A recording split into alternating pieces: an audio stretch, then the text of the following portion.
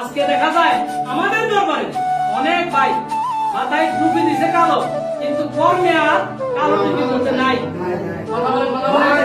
তারা ভুলে গেছে যে রেজভি মাওলা নিজের তাজা রক্তের বিনিময়ে বাংলার জমিনে সুন্নাত প্রতিষ্ঠা করে গেছে। কেমনে পারে ওই দরবারের বায়াত হয়ে আবার সুন্নাত গুলাকে ছেড়ে দিতে? বলেন না, কোনো কথা বলেন না কেন? আমার বড় লজ্জা লাগে যে তুমি কালো টুপিটা মাথায় দিলা, যে দয়াল নবীর সুন্নাত বাস্তবায়নের জন্য, দরজায় ছানি আজানের জন্য মানুষ ওয়াজের মঞ্চে পাথর দিয়ে নিক্ষেপ করছে, তারপরে নবীর সুন্নাত ছাড়ে নাই। তুমি কালো টুপিটা মাথায় দিয়ে কিভাবে করো? আচ্ছা বলেন তো, আমরা এই যে আল্লাহ হাবিবের সুন্নাত গুলো আঁকড়ে ধরে আছি, এটা কিন্তু আমার ব্যক্তি স্বার্থ?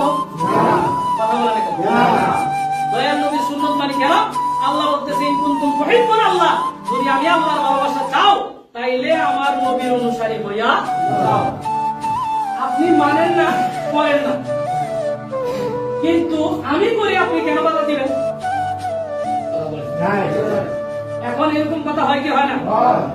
কারণ এই যে বিভিন্ন সরকার আইতাছে যাইতাছে, ক্ষমতায় আসবে, ঠিক না? তাইলে আপনি ক্ষমতায় আসছেন বলে কি আমাদের জোর করে বেতন করাবেন? কথা বলেন, জোর করে করাবেন? আমি নবীর সুন্নাত মানতে চাই, আমি দরজায় আযান দিয়ে নামাজ পড়ি, আমি কি বেশি অপরাধ করে ফেললাম? আমি মাইক ছাড়া নামাজ পড়ি, আমি কি বেশি অপরাধ করে ফেললাম? আমি নবীর সুন্নাত মোতাবেক বিবাহের মধ্যে দখল, আমি কি বেশি অপরাধ করে ফেললাম? আপনি তো বিবাহের মধ্যে না হয় গান বাজনা করেন, বেশ্যা মহিলা দিয়ে নাচান, মদ পান করার একটা জুয়ার আসর বসায় দেন, আমি না হয় এগুলো করলাম না, আমি নবীর সুন্নাত মোতাবেক চললাম, আমি কি বেশি অপরাধ করে ফেলছি? আপনি আপনার মন করা মতে বলে মাইক দিয়ে দিলে একটু ভালো লাগে, আপনার নফসের পূজা করে আপনি মাইক দিয়ে দেন, আমি না হয় দিলাম না, আমি নবীর সুন্নাত মোতাবেক দিলাম, আমি কি বেশি অপরাধ করে ফেললাম? আমার নবী রাহমাতুল্লাহ আলাইহি দরজায় আযান দিবেন, আমি দরজায় আযান দেই, আমি কি বেশি অপরাধ করে ফেলছি? তাহলে কেন আপনার ক্ষমতা আসার পরে আপনি আমার উপরে চাপায়া দেন? আল্লাহ হাবিবের দরবারে আপনাকে জবাব দিতে হবে। আবার আমার বলে যায়, কারণ এখন কিন্তু মানুষের নফসের পূজারি, কিসের?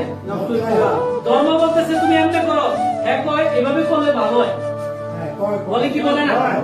তাইলে আপনি আমাকে ঐক্যবদ্ধ থাকতে হবে, যেমনি ভাবে কারবালার ময়দানে ছিল, দল তাদের বড় হোক, তাতে আমার কোনো আপত্তি নাই, কিন্তু আপনাদের কাছে অনুরোধ থাকবে অন্তত পক্ষে দরবার কেন্দ্রিক হোক, নিজের ব্যক্তি কেন্দ্রিক হোক, দলাদলি হোক, এইগুলাকে কেন্দ্র করে আল্লাহর হাবিবের কোন সুন্নাতের উপর আঘাত করবেন না।